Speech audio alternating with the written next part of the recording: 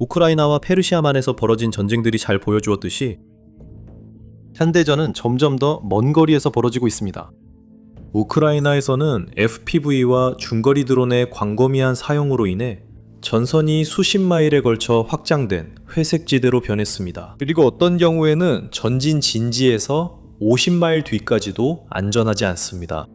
한편 페르시아만에서는 전쟁은 훨씬 더 먼 거리에서 주로 진행되고 있습니다. 장거리 드론과 스탠드오프 미사일이 하늘을 가로지르고 있습니다. 수백 마일 밖 목표물을 공격 중입니다. AW 및 AWNC 항공기나 드론이 그 지역을 선회하고 있습니다. 이러한 타격의 목표 지정과 조정을 위해 중요한 데이터를 제공합니다. 이러한 위협에 대응하기 위한 탐지 및 공중거부 시스템이 점점 더 정교해짐에 따라 공격 무기는 점점 더 먼 거리에서도 효과적이어야 합니다. 그리고 이제 미국은 미군의 작전 범위를 그 어느 때보다 훨씬 더 멀리 확장시킬 새로운 공중 발사 미사일을 도입하려 하고 있습니다.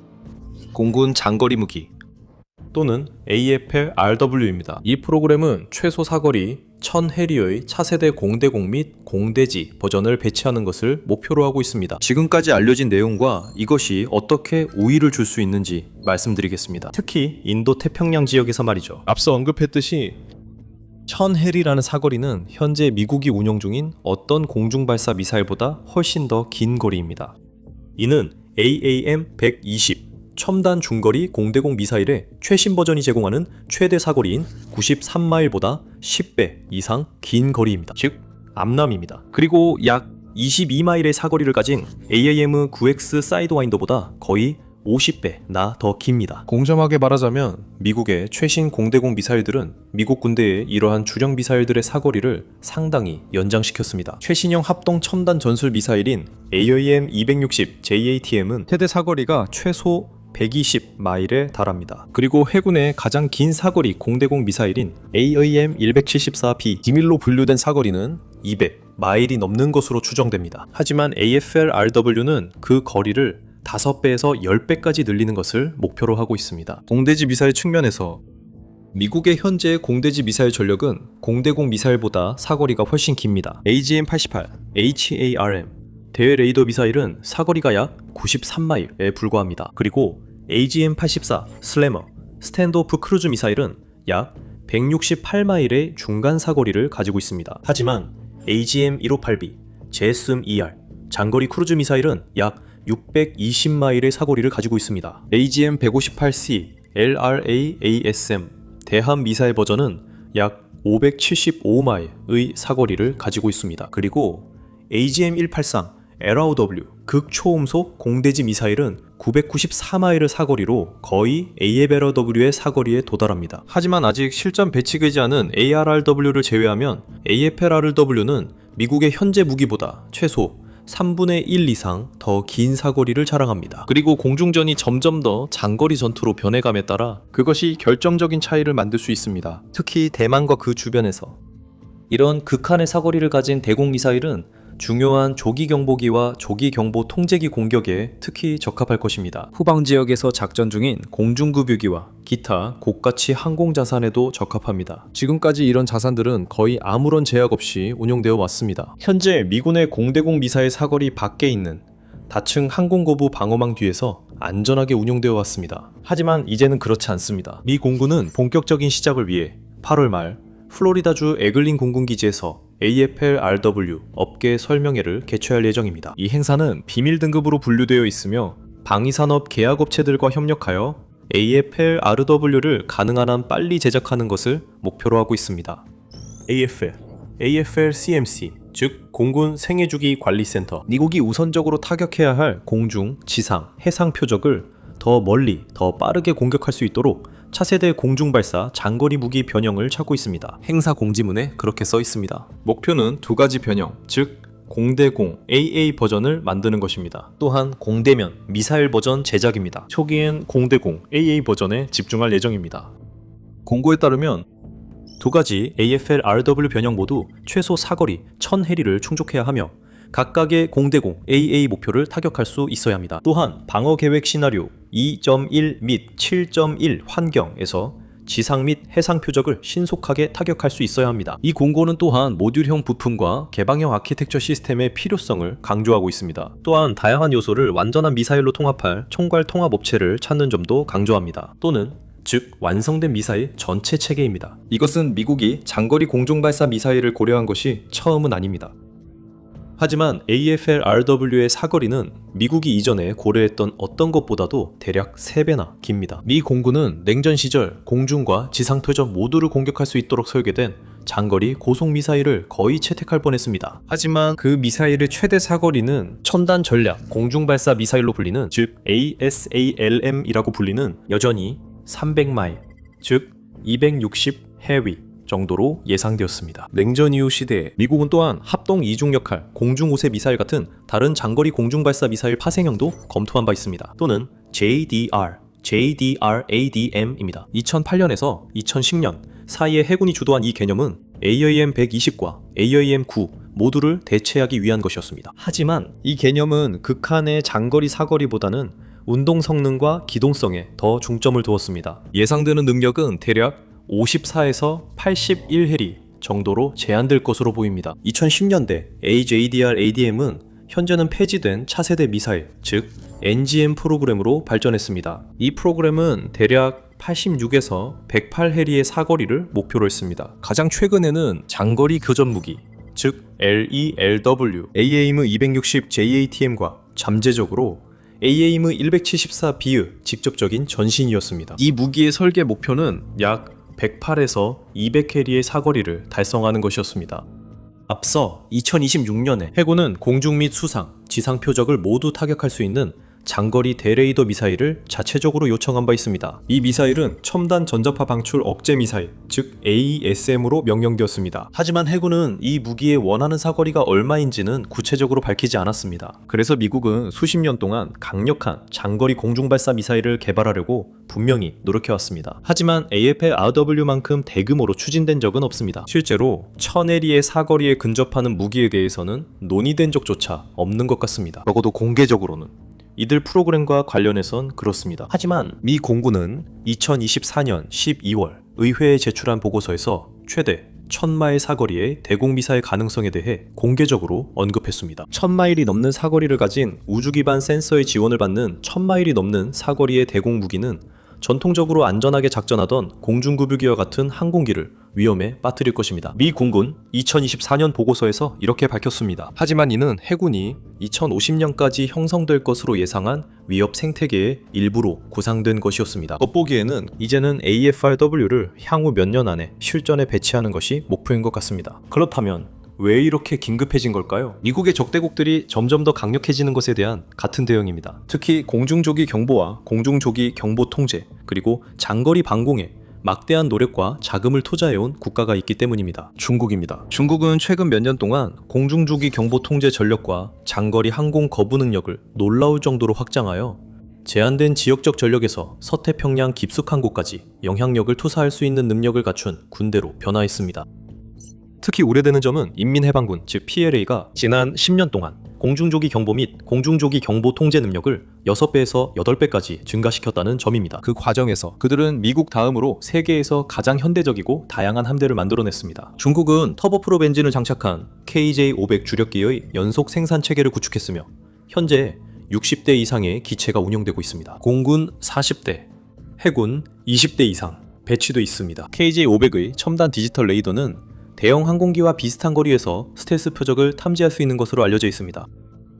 더 우려되는 점은 중국은 또한 KJ-600을 도입했습니다. 미국의 E2 호크아이와 유사한 항공모함 기반 조기 경보기 및 조기 경보 통제기입니다. 이 항공기는 중국 항공모함 전단이 자체적인 장거리 레이더 감시 능력을 갖추고 작전할 수 있게 합니다. 함정에 탑재된 레이더의 범위를 훨씬 넘어 방어 및 공격 능력을 대폭 확장시켜줍니다. 하지만 이러한 능력은 곧 더욱 확장될 예정입니다. 중국은 노후화된 KJ-2000을 대체하기 위해 KJ-3000을 개발하고 있습니다. 신형 항공기는 연료 효율과 채공 시간과 더 뛰어나게 설계됐습니다. 그리고 레이더 성능도 향상되었습니다. 또한 고고도 WZ-9와 첨단 KJ-700 이 저피탐 항공기를 탐지하고 복잡한 전장을 관리하기 위해 배치되고 있습니다. 또한 Y9DZ와 Y9LG와 같은 새로운 특수임무 항공기는 조기 경보 통제 기능과 강력한 전자 공격 및 정보 수집 능력을 결합하고 있습니다. 이러한 첨단 항공기는 중국이 한 번의 출격으로 적의 신호를 동시에 탐지하고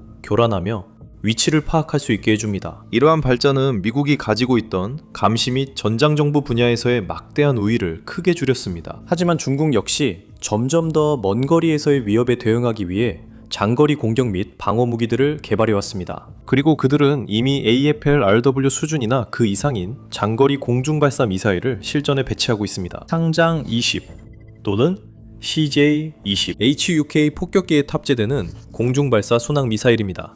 사거리는 약 930에서 1240마일로 추정됩니다. 이것은 AFL-RW 요구사항의 하한선과 직접적으로 위치합니다. 이로써 HUK는 태평양 깊숙이 들어가도 먼 표적을 타격할 수 있게 됩니다. 중국은 이미 YJ-21 극초음속 대한탄도미사일의 공중발사형 변형도 운용하고 있습니다. 이 미사일은 HUK 폭격기용으로 개조됐습니다. 이 미사일은 약 932마일의 사거리와 마하 6에서 10의 속도를 자랑합니다. 이는 대략 시속 4566에서 7600마일에 해당합니다. AFL-RW의 목표 사거리보다는 약간 짧지만 극초음속 속도 덕분에 항공모함 전단에 매우 위협적인 무기가 됩니다. 중국은 또한 J-10과 같은 소형 전술 항공기에 탑재할 수 있도록 이 시스템들을 적극적으로 소형화하고 있습니다. 장거리 극초음속 미사일의 운용 범위를 전략 폭격기 너머로 확대하고 있습니다. 그래서 이 점에서 미국은 어느 정도 뒤따라가고 있고 나토도 마찬가지입니다. 미국을 제외한 동맹 내에서는 AFRW와 유사한 미사일들은 아직 개발 단계에 있습니다. 엘사, 유럽 장거리 타격 구상.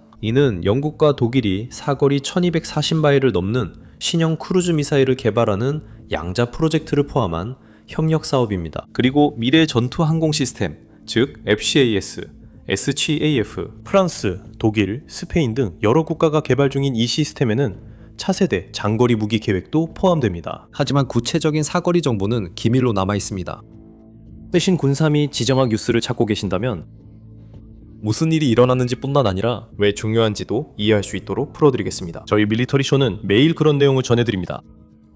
그러니 채널을 구독하셔서 항상 최신 정보를 놓치지 마세요. 이제 중국이 우위를 점하고 있는 것은 장거리 공격 미사일의 사거리뿐만이 아닙니다. 중국은 또한 1000해리 이상까지 도달할 수 있는 방어용 대공 미사일도 개발했습니다. HQ-19는 중국의 최고 수준의 대기권 외부 요격용 탄도미사일 방어 시스템, 즉 ABM 시스템입니다. 미국의 사드와 비교할 만합니다. 이 시스템은 약 1620해리의 요격 범위가 확인되었습니다. 주로 탄도미사일 방어 ABM 시스템이지만 이 시스템의 레이더와 운동 성능은 미국의 조기경보 통제기 AWACS, 전투기, 폭격기, 그리고 접근하는 미사일과 같은 고고도 위협에 대한 영공 거부에도 크게 기여합니다. 하지만 중국 인민해방군 PLA 엘리트 중에는 조기 경보기 및 조기 경보 통제기, 폭격기와 같은 고가치 자산을 겨냥해 특별히 설계된 AFL-RW와 동등한 미사일의 필요성을 분명히 인식하는 인사들이 있습니다. 중국 연구원들은 약 1080해리의 사거리를 가진 새로운 극초음속 지대공 미사일을 공개적으로 제안한 바 있습니다. 그리고 그것은 미국의 상황을 완전히 바꿉니다.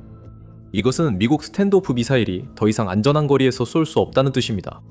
즉, 중국의 방공망 사거리 밖에서 말이죠. 미국 폭격기와 전투기는 미사일 발사를 위해 중국 장거리 미사일 사거리 내로 진입해야 합니다. 사실상 즉 미국의 스탠드오프 미사일이 더 이상 진정한 원거리 무기가 아니라는 의미입니다.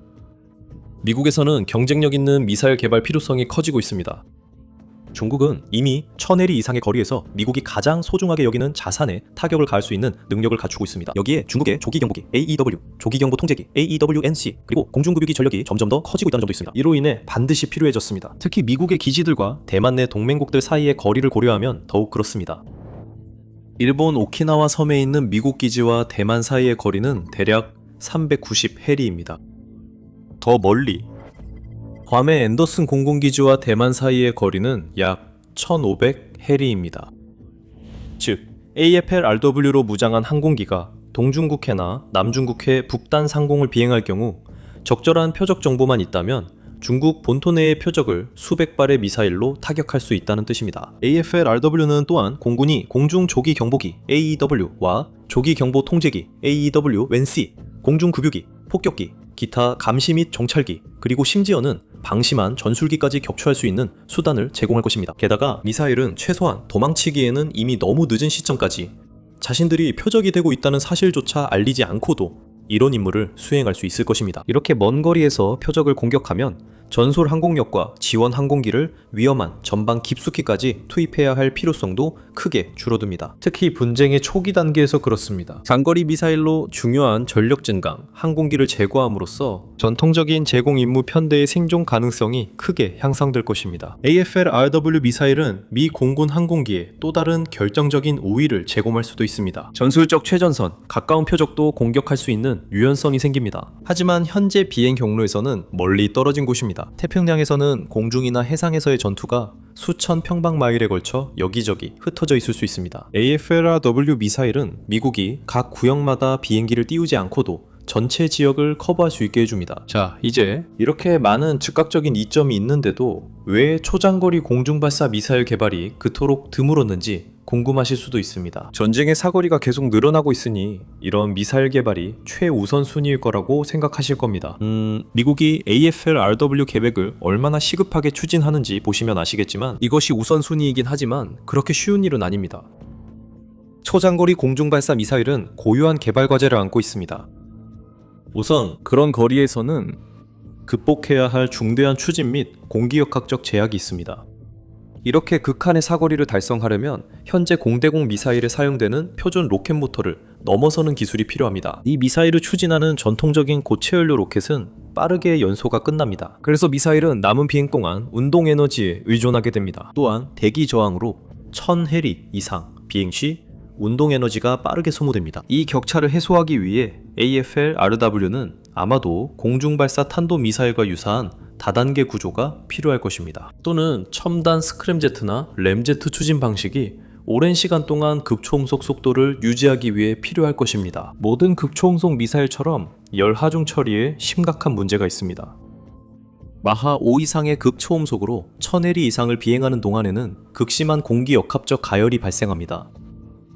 구조적 손상을 방지하고 중요한 내부 전자장치를 보호하기 위해 첨단 내화성 재료와 능동 냉각 시스템이 필요합니다.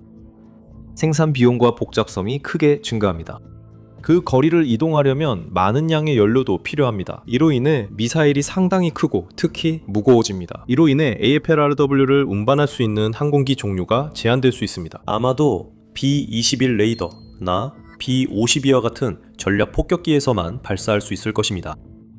이 무기는 내부 무장창에는 너무 크고 작은 전투기의 외부 장착대에는 사거리나 기동성을 희생하지 않고는 너무 무거울 가능성이 높습니다.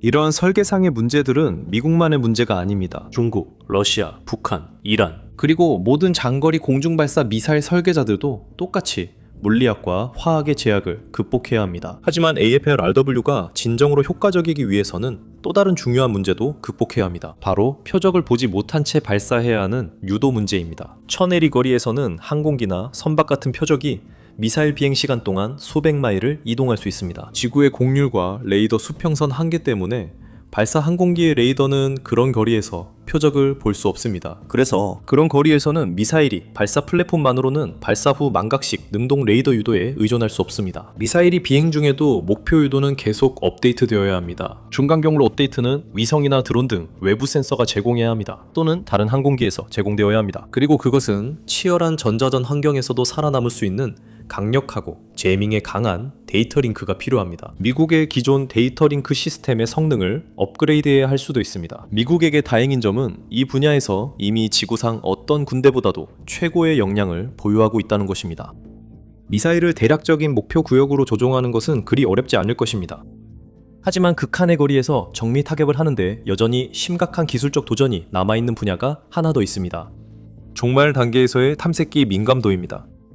미사일이 목표 지역에 도달했을 때 탑재된 탐색기는 자분과 대응 수단 속에서 특정 목표를 포착해야 합니다. 그리고 이를 스스로 외부 도움 없이 해야 합니다. 따라서 AFL-RW는 급육이나 AWACS와 같은 고가치 목표물을 미끼와 구별할 수 있는 민감도와 처리 능력을 갖춘 탐색기가 필요합니다. 그리고 그건 그렇게 쉽지 않습니다. 사실 이러한 문제들이 보여주는 것은 AFL-RW가 독립적인 무기로 간주될 수 없다는 점입니다.